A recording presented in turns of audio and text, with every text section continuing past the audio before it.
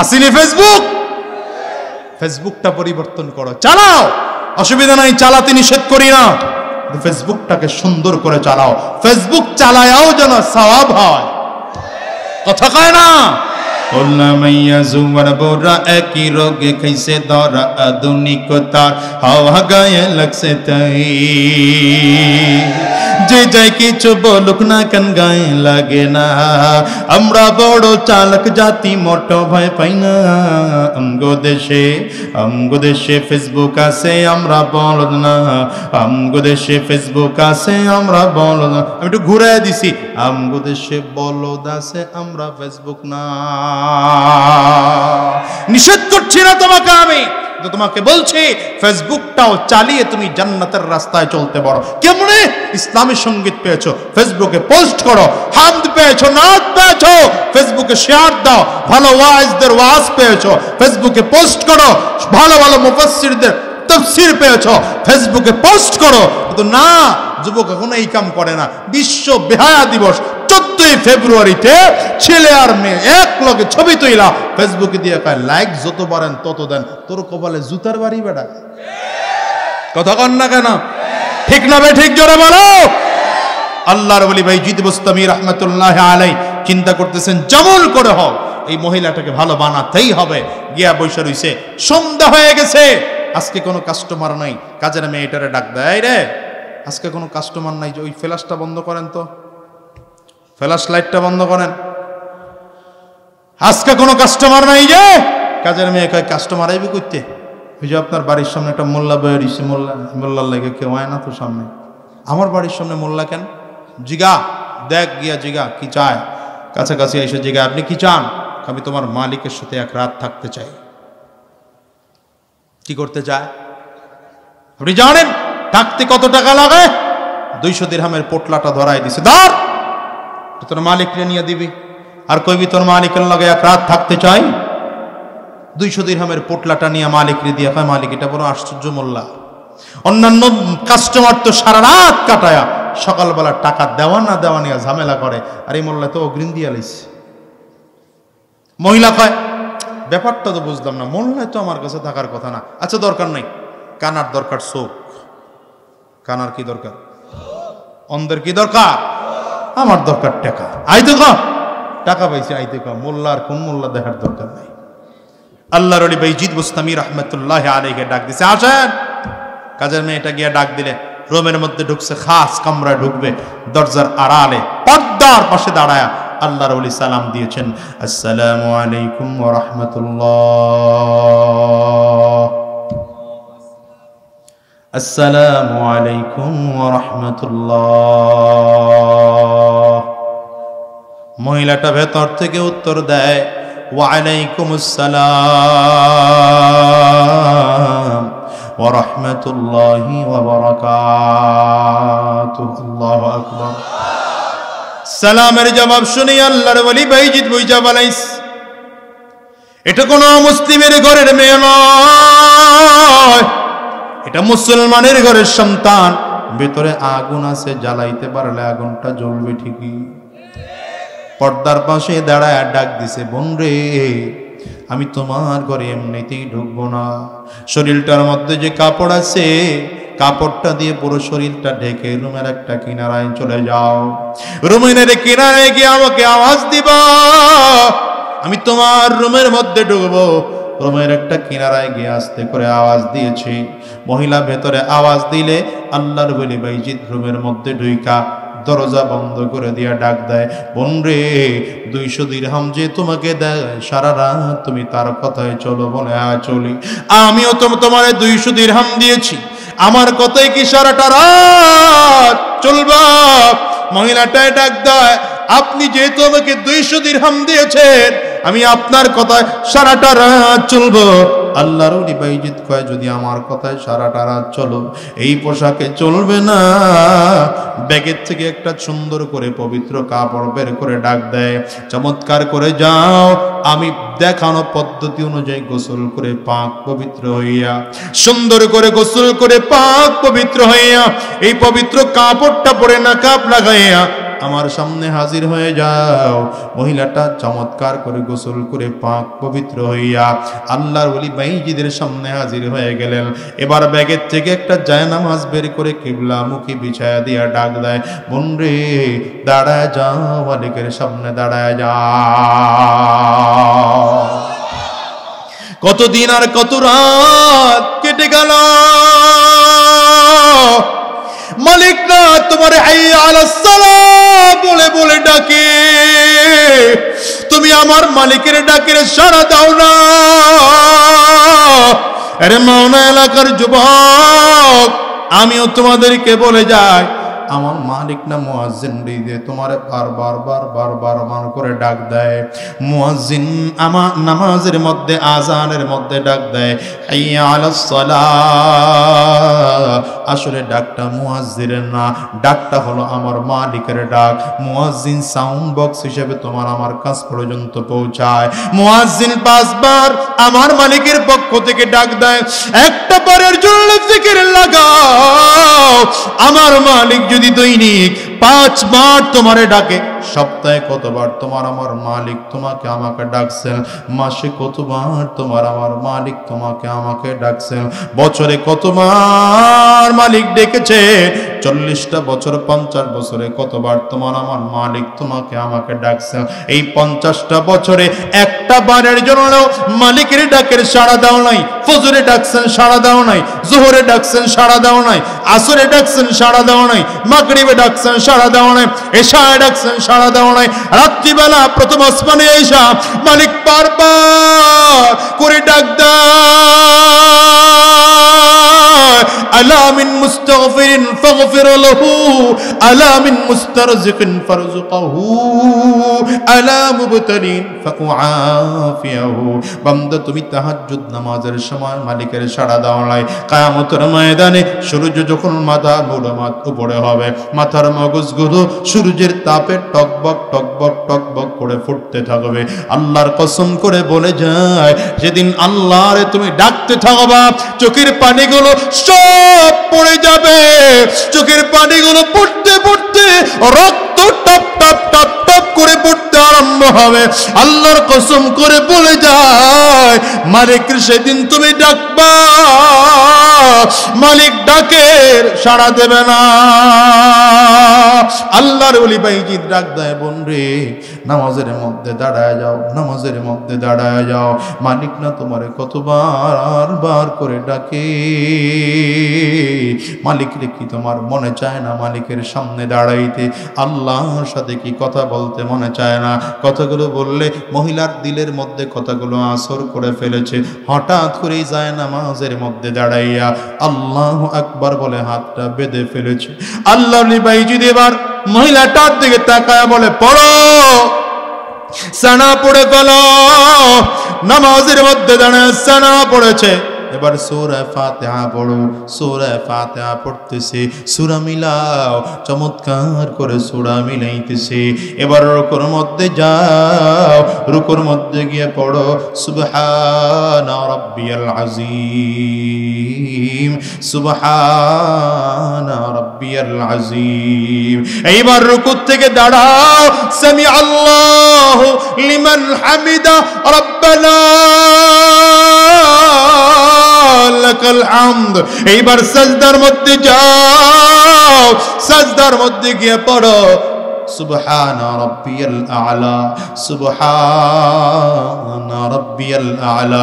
মহিলাটাও চমৎকার করে গেল, সাজদার মধ্যে গিয়ে পড়ে সুবহানা রাব্বিয়াল আ'লা। হঠাৎ করে খেয়াল করে আল্লাহর ওলি বাইজিদ যেন পেছন দিকে নাই, হয়ে গেছে।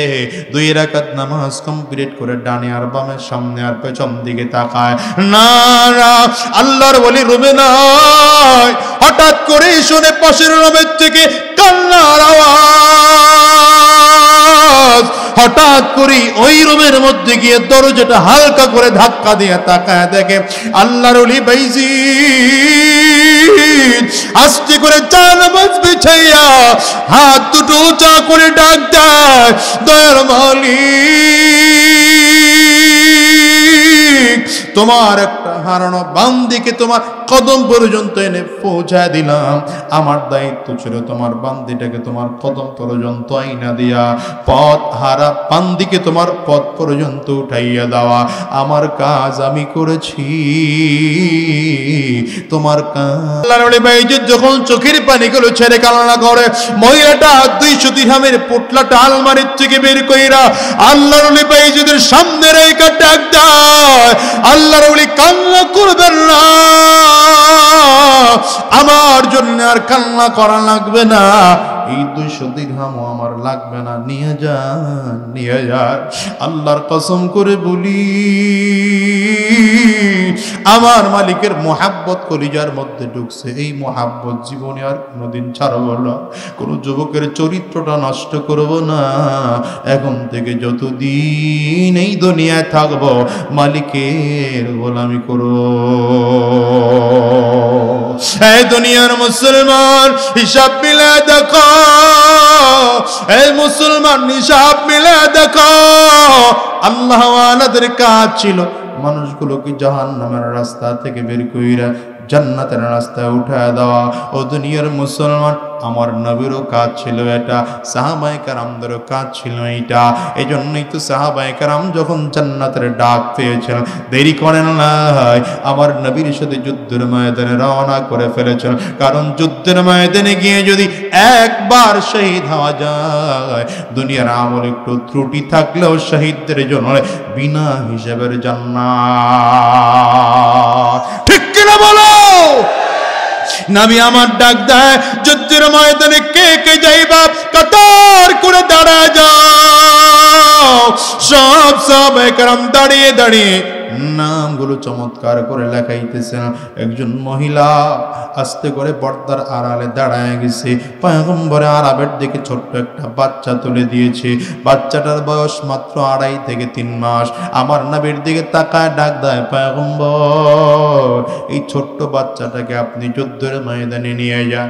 নবী আমার ডাক দেয়, মা এই ছোট্ট বাচ্চাটির আমি যুদ্ধের ময়দানে নিয়ে কি করব? আমার সাথে যুদ্ধের ময়দানে যাইতে হলে সুঠামদের একজন যুবক শক্তিশালী পুরুষ দরকার। বাচ্চাটার আমি যুদ্ধের ময়দানে নিয়ে কি করব? মহিলাটা পর্দার আরাম থেকে কান্না করে আর ডাক দেয়, পয়গম্বর আমি মহিলা মানুষ,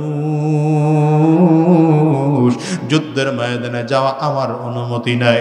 তবে পয়গম্বর আমার একটা বড় ভাই না, আপনার সাথে যুদ্ধের ময়দানে পাঠাবো, মানুষ সহ্য করতে পারবো না, আমি এই জন্য বাচ্চাটা না দিলাম। আমার এই বাচ্চাটাকে আপনি নিয়ে যুদ্ধের ময়দানে যাবেন।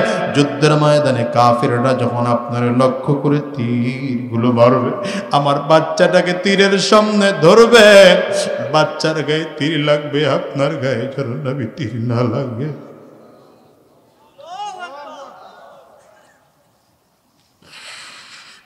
নবী আমার আপনার গায়ে যেন তীর না লাগে, এই বাচ্চাটার যুদ্ধের ময়দানে নিয়ে যান। কেমন ছিল মোহাব্বত আমার নবীর প্রতি সাহাবায়ে কেরামদের। তুমি আমি আশিক রাসূল দাবি করি, নবীর জন্য একটু রক্ত ঝরাইতে পারি না, দিনের জন্য একটু কষ্ট করতে পারি না। এই যুবক, এটা আশিক রাসূল নয়, এটা ভণ্ড রাসূল। এটা ভণ্ডামি করা হয় আমার নবীর ইশক আর মোহাব্বতের সাথে। আশিক রাসূল তো আমার নবীর সাহাবীরা, আশিক রাসূল তো আমার নবীর সাহাবীরা। ওই যুদ্ধের ময়দানে উহুদের যুদ্ধে আমার নবী ডাক দিলেন, আমার সাহাবীদের লাশগুলো, শহীদদের লাশগুলো একত্রিত করো। সব শহীদের লাশগুলো একত্রিত করা হয়। লাশগুলো একত্রিত করে করে সাহাবায়ে কেরাম লাশ তৈরি করেছেন। মাত্র 68টা লাশ একত্রিত করেছেন সাহাবায়ে কেরাম। শহীদদের লাশ দাফন করার জন্য, লাশ দাফন করার জন্য একত্রিত করা হলো। নবী আমার ডাক দেয়, আরো 2টা লাশ আছে, কারণ গতকাল আমি স্বপ্নে দেখেছি 70টা উট কুরবানি দিয়েছি, সুতরাং আমার আরো 2 জন সাহাবীর লাশ আছে, আরো 2 জন সাহাবী শহীদ হয়েছে। অবশ্যই 70 জন সাহাবী আমার শহীদ হয়েছে, আরো 2 জনের খোঁজো।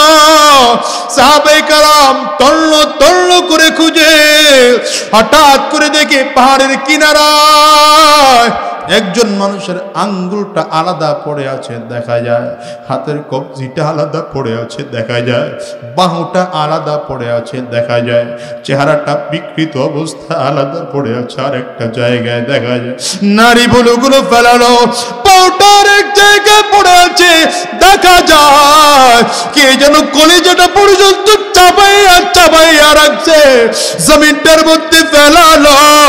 সাহাবায়ে কেরাম ডাক দেয়, পয়গম্বর এদিকে একটা লাশ আছে, কোন সাহাবী যেন শহীদ হয়েছে, আপনি একটু আইসা দেখেন না। পয়গম্বর আরবি তাড়াতাড়ি করে হাইটা গেলে কাছাকাছি গিয়ে দেখলে আল্লাহু আকবার, আমার নবীর সাহাবী হযরতে হামজা রাদিয়াল্লাহু আনহুর লাশটা পড়ে আছে। হযরতে হামজা রাদিয়াল্লাহু আনহু নবীজির প্রিয় চাচা, আমার নবীর সবচেয়ে কাছের মানুষ। নবী আমার বাচ্চাদের মতো চোখের পানিগুলো ছেড়ে কান্না করে আর ডাক দেয়, এরে সাহাবীরা আমার চাচার লাশ তোরা চিনো না, এটা আমার হামজার লাশ। আমার নবী কসম করেছেন, আমার হামজাকে যারা দুনিয়া থেকে বিদায় করেছে, আমি নবীও আল্লাহর কসম ওর লাশটাকে 70টা টুকরা করব। কিন্তু আমার নবী তো রহমতের নবী, দয়ার নবী, মায়ার নবী, ওই লাশ যে করেছে ওয়াহশী পরবর্তীতে আমার নবীর হাতে কালিমা পড়ে মুসলমান হওয়ার পরে আমার নবী তারে মাফ করে দিলেন। তবে বললেন, ওয়াহশী আমার সামনে এসে কোনোদিন দাঁড়াইবা না, আমার সামনে যদি দাঁড়াও আমি নবী বড় কষ্ট পেয়ে যাই। এই তো আর একজন লাশ সংযুক্ত হয়ে গেল, 69 জন হলো, এখনো আর একজনের লাশ বাকি আছে। আমার নবী বলেন, তাড়াতাড়ি করে খুঁজো, আমার সাহাবী আর একজনের লাশটা কই খুঁজো। হঠাৎ করে দেখি পাহাড়ের চূড়া থেকে একজন মহিলা লাল কাপড় উড়াইতেছে। পয়গম্বর, আপনি আমার স্বামীর লাশ গোসল ছাড়া দাফন দিবেন না, সব শহীদদের লাশ আপনি গোসল ছাড়া দাফন দিবেন, আমার স্বামীর লাশটা আপনি গোসল ছাড়া দাফন দিবেন না। পয়গম্বরে আরবি মহিলাকে চিনতে পারে না, কারণ নেকাব পরা, বোরকা পরা, পোশাক পরা। আমার নবী ডাক দেয়, বোনকে তুমি তোমার পরিচয় দাও। মহিলাটা চিল্লে কান্দে আর ডেকে বলে, নবী আমারে আপনি চিনেন না, ওই যে গতকালকে মসজিদ নববীতে আপনি যার খেজুর ছিটায়া পিয়ে পড়েছিলেন, ওই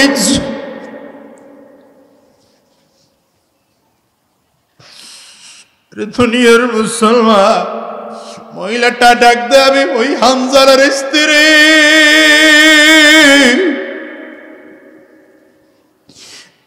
গতকালকে মসজিদ নববীতে হামজালাকে চমৎকার করে খেজুর ছিটায় বিয়ে পড়াইলেন। হামজালার আজকে বাসর রাত, এই কারণে আপনি তারে নিয়ে যুদ্ধের ময়দানে আসেন নাই, রেখে আসছেন আমার বুকে। পয়গম্বর, আমার স্বামী আর আমি দুইজনে আরামের দিন আরামের রাত কাটাইতেছিল, হঠাৎ করে শুনলাম কি যেন ডাক দেয়, কদ কুতিলা মুহাম্মদ।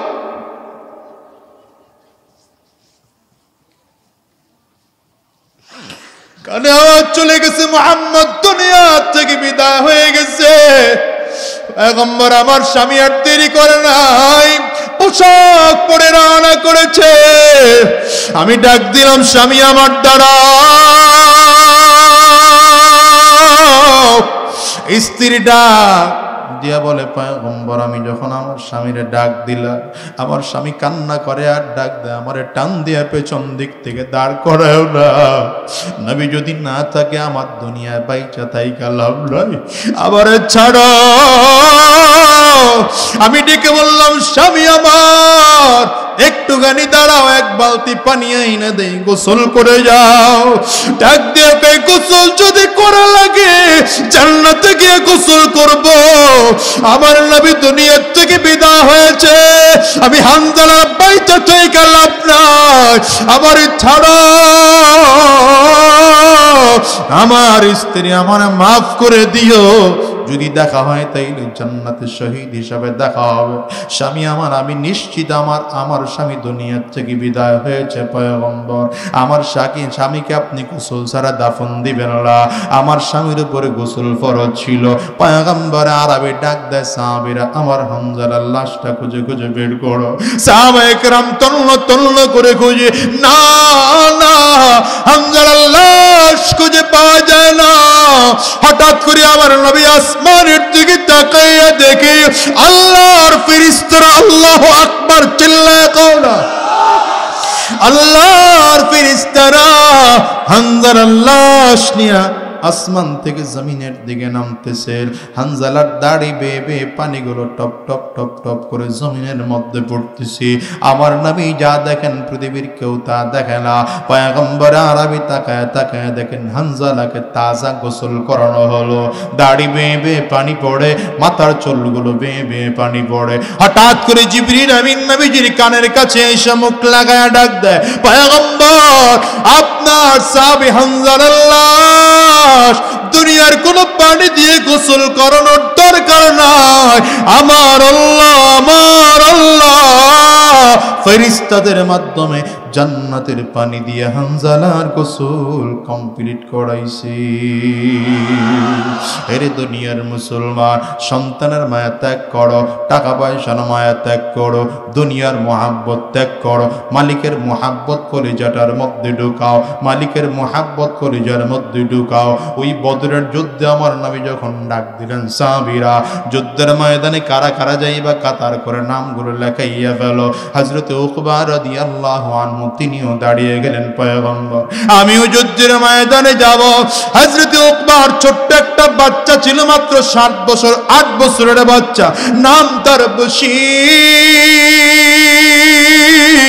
এই বাচ্চাটাকে কারো কাছে রেখেও যান নাই, দায়িত্ব দিয়ে যান নাই, একা একা যুদ্ধের ময়দানে চলে গেছে। যেমন বাবা তেমন তার সন্তান। বশীর বাচ্চা মানুষ, বিকালবেলা খেলাধুলা কমপ্লিট কইরা লোকজনদের কাছে এসে জিজ্ঞাসা করে আমার আব্বু কই। লোকজন ডাক দেয়, তোর আব্বু তো যুদ্ধের ময়দানে পয়গম্বরের সাথে চলে গেছে। বশীর বাচ্চা মানুষ, মা নাই, বাবা নাই, দুনিয়ায় আত্মীয় স্বজন বলতে বশীরের কেউ নাই, বড় কোনো ভাই নাই, বড় কোনো বোন নাই, চাচা নাই, মামা নাই, খালা নাই, খালু নাই। বশীর বাচ্চা মানুষ ভয়ের কারণে বাড়িতে যায় না, মসজিদে নববীর বারান্দায় ঘুমায়। মানুষ খানা দিলে খায়, না দিলে না খায়। মসজিদে নববীর বারান্দায় ঘুমায়। সকাল হলে ওই মদিনার গলির মধ্যে দাঁড়ায় থাকে, কবে আমার বাবা যুদ্ধের ময়দান থেকে ফিরবে। দিন যায় রাত যায়, বাবা ফিরে না। হঠাৎ করে একদিন তাকাইয়া দেখে যুদ্ধের ময়দান থেকে সাহাবায়ে কেরাম কাফেলা নিয়ে যুদ্ধের ময়দান থেকে ফিরতেছে। পয়গম্বরে আরবেও ফিরেছে। বশীর সাহাবায়ে কেরামদের ফাঁকে ফাঁকে দৌড়ায় আর নিজের বাবারে খোঁজে। না না, বাবারে খুঁজা পায় না, বাবারে খুঁজা পায় না। সাহাবায়ে কেরাম এসে মসজিদ নববীর মধ্যে বসে গেল। পয়গম্বরে আরবি মিম্বরের মধ্যে বসে গেলেন। বশীর সাহাবায়ে কেরামদেরকে সরাইয়া আমার নবীর সামনে এসে ডাক দেয়, পয়গম্বর আমার আব্বু না আপনার সাথে যুদ্ধের ময়দানে গেল, আব্বু কই, আব্বু কখন আসবে? আমার আব্বুর তো এখানে খুঁজা পাই না। লাল হয়ে গেছে, চোখ দিয়ে পানি পড়তে আরম্ভ হয়েছে। নবীজি চোখের পানিগুলো ছেড়ে কান্না করতে আরম্ভ করেছে। এই ছোট্ট বাচ্চাটারে কেমনে জবাব দেবেন? আমার নবী, তোর বাবা দুনিয়ায় নাই, শহীদ হয়ে গেছে। আমার নবী লজ্জায় চেহারাটা ডান দিকে ঘোরাইয়া ফেলাইছে। বাচ্চা মানুষ বশীর আবার আস্তে করে দৌড় দিয়ে ডান পাশে এসে ডাক দেয়, পয়গম্বর আমার আব্বু কই? আমার নবী চেহারাটা বাম দিকে ঘুরে ফেলাইছে। বশীর আবার দৌড়ে গিয়া ডাক দেয়, হুজুর আমার আব্বু কই? নবীজির চোখ দিয়ে পানিগুলো টপ টপ টপ টপ করে পড়ে। বারবার করে তাকাইয়া দেখে আমার নবী জবাব দেয় না। নবীজি বসব থেকে দাঁড়িয়ে গেলে আমার নবীর চক্ষু দিয়ে টপ টপ করে পানিগুলো বের হয়। আমার নবী কোনো জবাব দেয় না। নবীজি আজির চেহারাটা লাল, বশির হঠাৎ করে আমার নবীর পায়ের মধ্যে জড়াইয়া ধইরা ডাক দেয়, পয়গম্বর বারবার করে আপনারে বলি আবার আব্বু কই, আপনি আমারে কোনো জবাব দেন না, আপনি বারবার করে চোখের পানিগুলো ছেড়ে কান্না করেন আর চেহারা ঘোরায় না। নবী আমার ডাক দেয়, রে বশির আমি তোরে কেমনে বলবো তার আব্বু দুনিয়ার জমিনে নাই।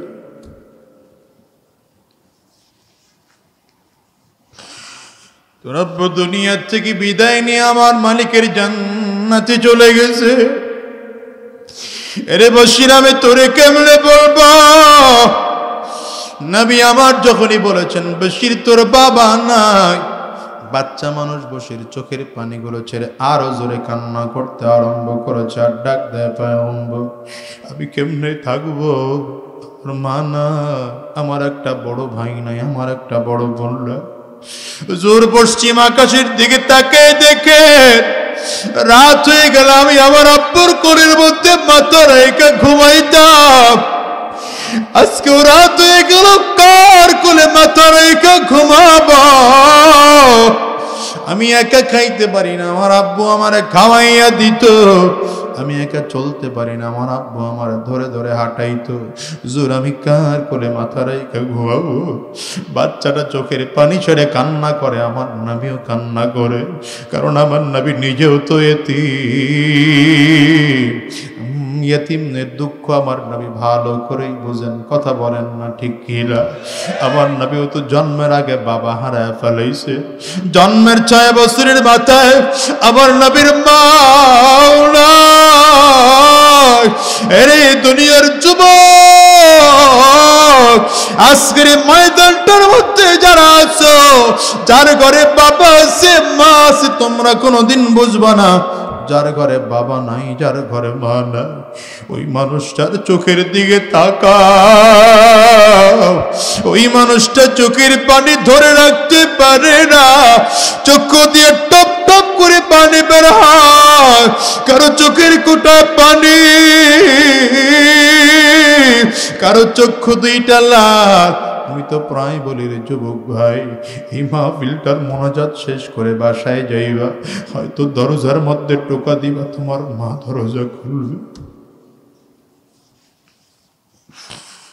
আজকে 16টা বছর হয়ে গেল আমি আজাদি আমার মা হারায় ফেলাইছি। এখান থেকে বাসায় গিয়ে দরজার মধ্যে টোকা দিলে আমার মা দরজা খুলবে না। মালিকের কাছে যা পাওয়ার যোগ্য ছিলাম না, তার চেয়ে অনেক বেশি আমার মালিক হয়তো দিছে। ওই ক্ষমতা, সম্মান, টাকা পয়সা সব আমার মালিক হয়তো দিছে, কিন্তু কলিজার টুকরা যুবক, দিলটা বড় আফসোস হয়। ওই গাড়িটার পাশে বসা আমারে বলতে পারি না, মা এটা তোমার কলিজার টুকরা সন্তানের গাড়ি। নিজে সিরুমের মধ্যে বসে ঘুমাই, মাকে আজকে বলতে পারি না, মা এটা তোমার সন্তানের সিরুমের গাড়ি। আজ পর্যন্ত একটা আপেল কমলা কিনে খাওয়ানোর মতো তৌফিক আমি আজাদির হয় নাই রে যুবক। এই মসজিদটার মধ্যে যার বাবা নাই, যার মা নাই, তার চেহারাটার দিকে তাকাও, ওই মানুষটার চোখে পানি। আমার মতো কার কার মা নাই? একটু হাতটা উঁচা করে দেখা। কার কার বাবা নাই? তোমরাও হাতটা একটু উঁচা করে দেখো। হাতগুলো তুলে রাখেন, নামায়েন না। আমার যুবকগুলো তাকে তাকে দেখুক মাহারা মানুষগুলো কেমনে কান্দে।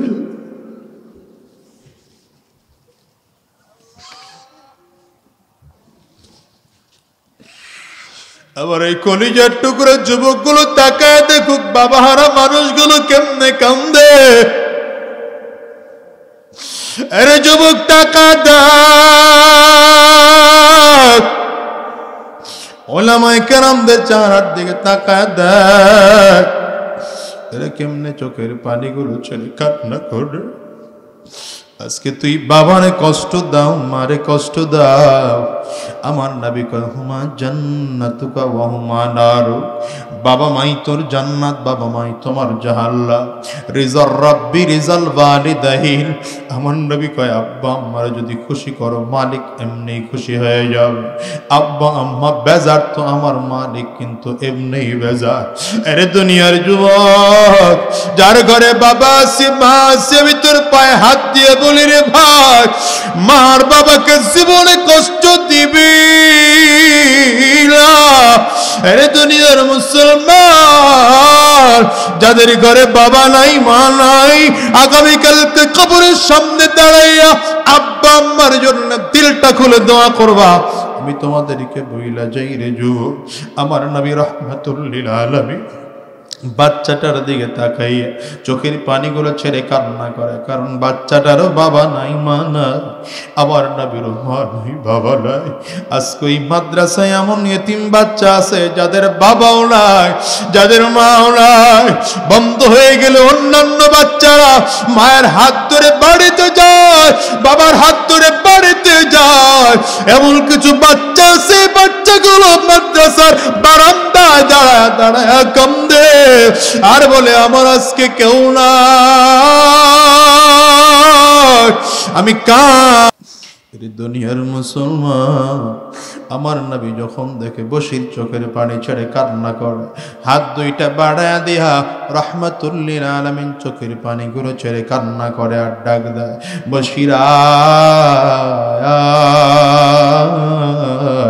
আমি তোর বাবারে জান্নাত থেকে ফিরাইয়া আইনা দিতে পারবো না, তবে আমি নবী ওয়াদা করলাম যতদিন এই জমিনে থাকবো, আমি নবী যতদিন দুনিয়ায় বেঁচে থাকবো, বাকি জিন্দেগির জন্য আমি তোর বাবা হয়ে গেলাম।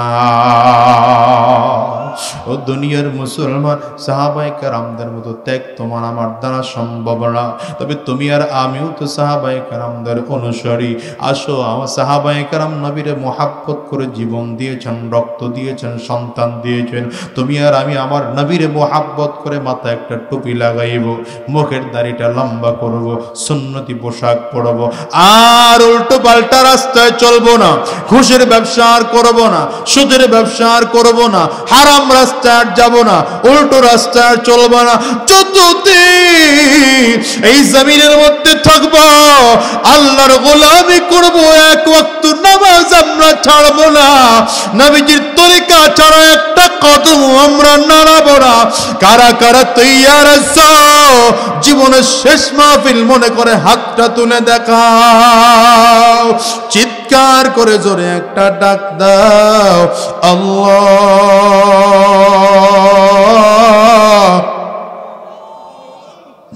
চোখে পানি না আসলে কান্নার বান্দরে ডাক দাও, আওয়াজ দিয়ে চিল্লা চিল্লা জোরে ডাক দাও, আল্লাহ।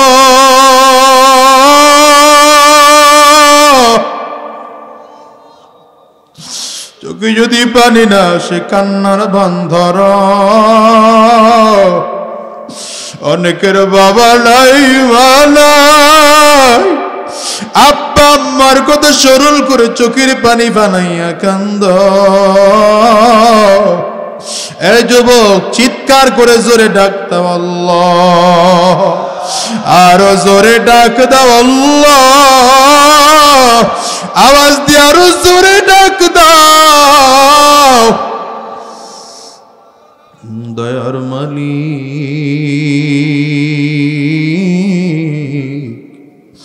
তোমার গোলামদের দিকে তাকায় দেখো, চোখের পানি ছেড়ে কান্না করে আর মাফ চায়।